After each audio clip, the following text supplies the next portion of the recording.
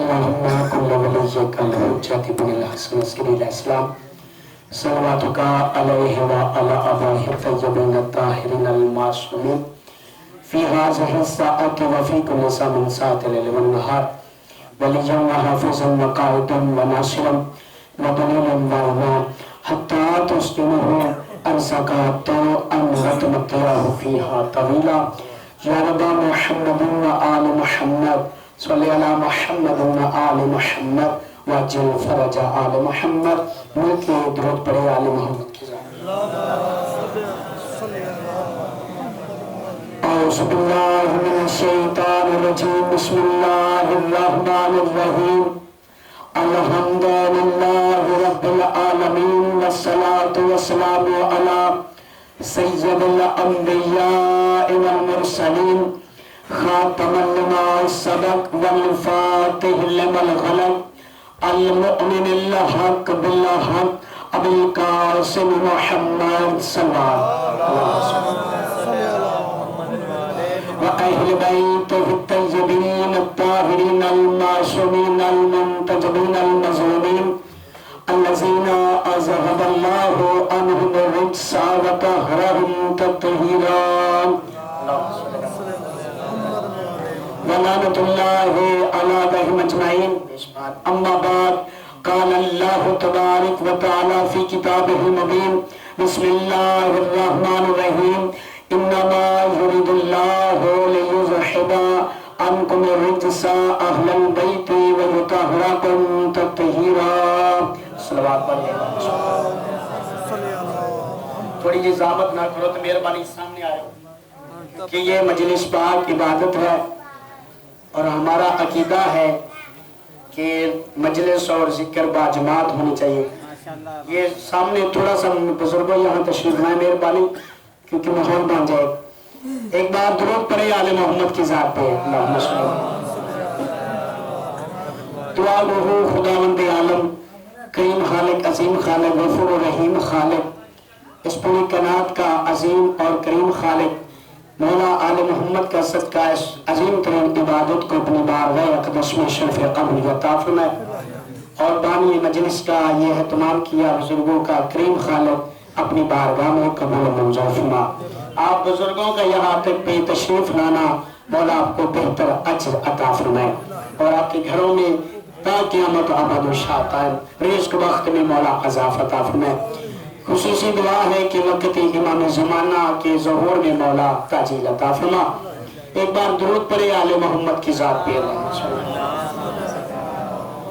سامعین گرامی سورہ احزاب کی آیات نمبر 33 میں خدا فرماتا ہے کہ میں اس کے سوا کہ اللہ ارادہ کرتا ہے کہ میں اہل بیت کو ہر نجاست سے ہر برائی سے پاک و پاکیزہ رکھوں ایسے پاک و پاکیزہ رکھوں جیسے پاک و پاکیزہ رکھنے کا حق ہے.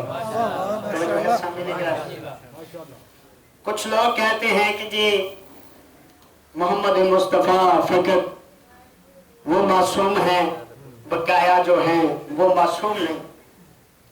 خداوند قدوس نے اپنی لارہ کتاب قرآن مجید میں فرمایا کہ میں نے اہل بیت کو ہر نجاست سے ہر برائی سے پاک رکھا ہے. ان کے نزدیک برائی آ نہیں سکتی. شامل گرامی قدر اس لیے پینتن پاک میں جب محمد مصطفیٰ احمد مجتبیٰ نے چادر اڑائی تو وہاں پہ پینتن پاک ہے. آیت تطہیر آئی تو وہاں پہ اللہ نے کہا میں نے انہیں پینتن پاک کو پاک رکھ دیا ہے. یہ پاکیزہ ہے. اور لوگ اندھے ہیں بغض آل محمد میں وہ اتنا بھی نہیں جانتے کہ جو قرآن میں اللہ نے فرمایا ہے انسان کے لیے کہ میں نے انسان کو مخلوط نطفے سے پیدا کیا ہے. ایک گندے نطفے سے پیدا کیا انسان کو اور اللہ نے آل محمد کی پاکیزگی کے لیے کہا کہ میں نے انہیں پاک پاکیزہ رکھ دیا ہے. ان سے ہر نجاست کو میں نے پاک کر دیا ہے. یہ میں نے حجت تمام کرنی تھی. ایک بار درود پڑھے آل محمد کی ذات پہ. میرا چند فکر عرض کرنا چاہتا ہوں. موضوع ہے مخدوم عالمین جناب آقازادی ام البنین کا ذکر کرنا چاہتا ہوں کیونکہ یہ بی بی پاک کا منبر پاک پہ کم ذکر ہوتا ہے. چند فکریں عرض کرنا چاہتا ہوں. سامعین گرامی، ام البنین لقب ہے، کنیت ہے، بیٹوں کی ماں. نام اس کا فاطمہ ہے. جو ہے سامعین گرامی، فکرہ پہلا عرض کرنا چاہتا ہوں. اس سے میں اندازہ لگانا چاہتا ہوں آپ کتنی دیر سننا چاہتے ہیں، آپ کی کتنی سماعت ہے، آپ کے دل میں ولایت علی علیہ السلام کتنی ہے.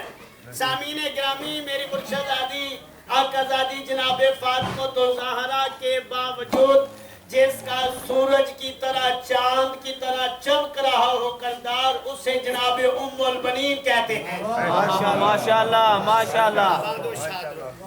جناب فاطمہ الزہرا جس کا سورج کی طرح چاند سے ٹکرا رہا ہے کردار، جناب فاطمہ الزہرا کے بعد جناب امیر المومنین کا حرم بنی جناب ام البنین. سامعین گرامی، قدر دو چیزوں میں جناب فاطمہ الزہرا آقازادی کی فضیلت تھی. ایک تو نام بھی اس کا فاطمہ تھا، دوسری زوجہ ہے مولا علی علیہ السلام کی. کائنات آدم عالم میں مثال ہی نہیں ملتی کہ دلہن مولا علی کی بن کر آئے اور جب قدم رکھا چوکھٹ پہ تو بوسہ دینے کے بعد جب جناب آقازادی جناب ام کلثوم لینے کے لیے آئی تو کہا ایک شرط پہ اندر آؤں گی. کہ اس سے پہلے دو شادیاں ہوئی تھی کائنات میں، ایک جناب میری مرشدزادی خدیجہ الکبریٰ کی اور ایک میری آقازادی کائنات کی وارثہ جناب فاطمہ الزہرا کی. جناب خدیجہ الکبریٰ نے اپنا خود رشتہ طے کیا اور میری آقازادی جناب فاطمہ الزہرا کا عقد خود اللہ نے کیا. سامعین گرامی، قید ہے اس لیے جب مخدومہ آقازادی ام البنین مولا علی کی چوکھٹ پر کھڑی ہو گئے تو بیبیوں نے کہا کہ شاید تمہاری شادی میں نہ آنے سے خفا ہے کہ تم شادی میں کیوں نہیں آئی. عرب کے رواج کے مطابق جاؤ، اسے منہ مانگا مانگ پوری اس کی کرو، اسے گھر لے کرو. جب آقازادی زینب کلثوم مرشدزادی لینے کے لیے آئی تو کہا کہ ایک شرط میں آؤں گی. تو جو ہے سب ایک شرط پہ میں اندر آؤں گی. خدا کی قسم مخدومہ نے کہا کہ ایک شرط پہ اندر آؤں گی. تاریخ لرز اٹھی، مورخ کام گیا. جب عالمین کی بیٹیاں دینے کے لیے تیار ہوئی تو کہا ایک شرط پہ میں اندر آؤں گی. کہا آپ منہ مانگی مانگ کو پورا کرے، بتائیں کیا مانگ ہے. تو مرشدزادی نے کہا کہ مجھے اپنی ماں کی جگہ پہ کبھی نہ سمجھنا، میں تمہاری ماں کی کنیز ہوں. میں مخدومہ آقازادی ام البنین کا ذکر کر رہا ہوں، مولا عباس کی ماں کا ذکر کر رہا ہوں. سامعین گرامی، کائنات سے پہلے بی بی مخدومہ آقازادی جہاں میری مرشدزادی آقازادی جناب فاطمہ الزہرا کے پاس قرآن پڑھنے کے لیے آتی تھی. بزرگ بیٹھے، بزرگوں کے لیے بی بی پاک کا ذکر شروع کیا. تو سامعین گرامی جب آتی تھی مخدومہ کے پاس قرآن پڑھنے کے لیے تو دیوار کے ساتھ ٹیک لگا کے چلتی تھی. ایک دن آقازادی ملک عالمیان جناب فاطمہ الزہرا نے کہا ام البنین جوان ہو، طاقت موجود ہے، تم صحن میں کیوں نہیں چلتی، تم دیوار کی ٹیک لگا کر کیوں چلتی ہو. تو اس وقت مخدومہ نے کہا بی بی اس صحن میں آپ کے قدموں کے نشان ہیں. اللہ اکبر. مالک امام زمان آپ کا پرسہ قبول کرے. فضائل میں آپ رو رہے ہیں، بہت قبول مجلس ہے. مخدومہ نے کہا بی بی پاک آپ کے سین میں آپ کے قدموں کے نشان ہے، اگر آپ کے قدموں پہ میرے قدم آ گئے تو یہ وفا کی توہین ہو جائے گی. اللہ اکبر. یہ ہے کردار جناب ام البنین. عزاداران امام مخدومہ آقازادی کا ذکر ہے، فضائل ہے. تو مولا علی علیہ السلام نے کہا جناب عقیل سے، عقیل میں بہادر خاندان کی عورت سے شادی کرنا چاہتا ہوں. لیکن یہاں پہ لوگ کہتے ہیں، جو پیشے ورانہ لوگ ہیں وہ کہتے ہیں کہ علم نسب جانتے تھے جناب عقیل، اس لیے جناب امیر المومنین نے کہا کہ میں قبیلہ بہادر خاندان کی عورت سے شادی کرنا چاہتا ہوں. تو جو ہے سا مل گیا، لیکن وہ اتنا بھی نہیں جانتے کہ جو ہونے سے پہلے جانتا ہو. جو جناب تخلیق آدم سے پہلے کا عالم ہے اسے مولا علی کہتے ہیں. جو شجروں کی زبان جانتا ہو اسے مولا علی کہتے ہیں. سامعین گرامی قدر، اس لیے علم امامت تھا، جناب عقیل کو سمجھا رہے تھے مولا علی۔ تو جب جناب عقیل سے کہا مولا علی نے کہ میں بہادر خاندان کی عورت سے شادی کرنا چاہتا ہوں، تو جناب عقیل نے کہا کہ بہادر خاندان کی عورت سے اس لیے شادی ہو، ماں بہادر ہوگی تو بیٹا بہادر ہوگا۔ بسم اللہ بہادر شادی، بیٹا بہادر اس لیے چاہیے تاکہ مولا حسین کی کربلا میں مدد کرے۔ اسی دن سے جناب عقیل نے جناب مسلم کو پالنا شروع کر دیا۔ بس ختم کر رہا ہوں، حسین ذکر عرض کرنا چاہتا ہوں۔ عزیزان گرامی، یہ ٹاپک تو بہت لمبا ہے لیکن ٹائم مختصر ہے۔ ایک بار مل کے درود پڑھیں آل محمد کی ذات پہ۔ پنجم امام کے گھر میں مجلس پاک ہو رہی تھی، مولا کا ایک صحابی منہ پہ رومال رکھ کے رو رہا تھا۔ کتاب کا نام ہے مختلف دربندی، اس میں روایت پڑی ہے کہ پنجم امام کے گھر میں مجلس تھی، مولا کا ایک صحابی منہ پہ رومال رکھ کے رو رہا تھا۔ چھٹا امام اٹھا، مولا جعفر صادق، مولا فرماتے ہیں ابو بشیر روتا کیوں نہیں میرے دادے حسین کو؟ ابو بشیر کہتے ہیں مولا میں رو رہا ہوں، دیکھو رومال میرا آنسو سے بھیگ گیا ہے۔ مولا فرماتے ہیں ابو بشیر رونا حسین کو منہ پہ رومال رکھ کے۔ ابو بشیر کہتے ہیں مولا کیسے ہوا آپ کی جد پاک کے گام میں، آپ کے دادے حسین کے گام میں؟ اس وقت چھٹا امام فرماتے ہیں ایسے رویا کر میرے دادے حسین کے گام میں جیسے ایک بوڑھی ماں جوان بیٹے کی میت پہ روتی ہو، چیخے مار مار کے رو رہی ہو، جس کی آس نہ ہو، جس کی کوئی امید نہ ہو، جس کا کوئی رہ نہ گیا ہو۔ اللہ اکبر۔ جب 28 رجب کو مولا حسین جانے لگے تو میری آقا لاری جناب عمر بنی سامنے کھڑی ہو گئے اور کہا حسین تجھ سے میرے دو رشتے ہیں، شریعت کے رشتے میں تو میرا امام ہے اور خون کے رشتے میں تو میرا بیٹا ہے۔ عباس اگر تو امام نہ ہوتا، مولا بی بی پاک فرماتے حسین اگر تم امام نہ ہوتے وقت کے تو میں تجھے کبھی علا نہ جانے دیتی، میں تمہارے سامنے کھڑی ہو جاتی۔ حضرت بی بی فرماتی ہے اب حسین بیٹا جب تمہارے باب علی کو رمضان میں سرب لگی تھی تو میں کئی دفعہ جنوں کا ماتم سنا کرتے تھے، جنوں کا نوحہ سنا کرتے تھے۔ حسین میرا بیٹا جب تیرے بھائی حسن کو زہر دیا گیا تو میں اسی طرح سے جنوں کے رونے کی آواز سنتی تھی، ماتم جنوں کے کرتے تھے تو میں سنتی تھی۔ اس وقت بی بی فرماتے حسین آج 7 دن ہو چکے ہیں، میں محمد کی قبر پہ چراغ جلاتی ہوں لیکن آندھی بجھا دیتی ہے۔ اس وقت بی بی فرماتی ہے میں جنوں کے رونے کی آواز سنتی ہوں، میں آہو بخا سن رہی ہوں۔ اس وقت مولا حسین نے ماتھے پہ بوسہ دے کہا ماں تو ادھر میرے گھر میں عباس بن کے رہو۔ مولا حسین چلے گئے، کربلا پہنچے۔ حضرت بوڑھی ہو چکی تھی جناب مولا عباس کی ماں، مصعب کا فکر عرض کرنا چاہتا ہوں جس کے دل میں قبر مولا حسین ہے۔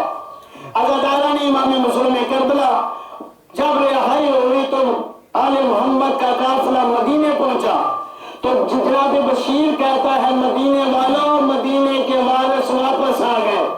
حضرت لاٹھی کی ٹیگ لگا کر کھڑی ہوگی بی بی محمد کی قبر پہ آگے کہتی کون آیا ہے؟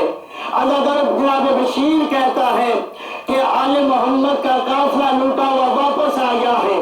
بی بی فرماتی ہے اے بشیر کیا عباس آ گیا ہے؟ جناب بشیر کہتا ہے میں نے سوچا کہ یہ تو مولا حسین کو زیادہ پیار کرتی تھی، عباس کا نام کیوں لیا؟ جناب بشیر کہتے ہیں بی بی تو نے عباس کا نام لیا ہے، آپ تو حسین کو زیادہ پیار کرتی تھی۔ اس وقت بی بی فرماتی ہے میں خبریں سنی ہوں، کوئی کہتا ہے حسین شہید ہو گئے، کوئی کہتا ہے زینب اسیر ہو گئی ہے۔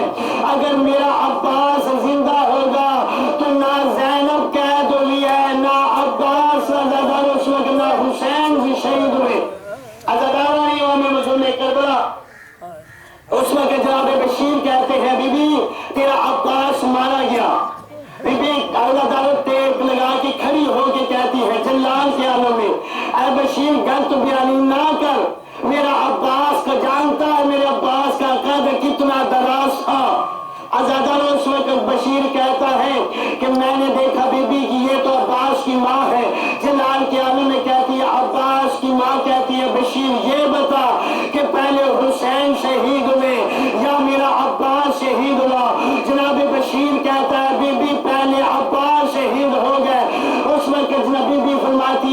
غلط بیانی نہ کر، میرا عباس کا قد جانتا ہے، جب گھوڑے پہ سوار ہوتا تھا تو عباس کے پاؤں زمین پہ خط دیتے تھے۔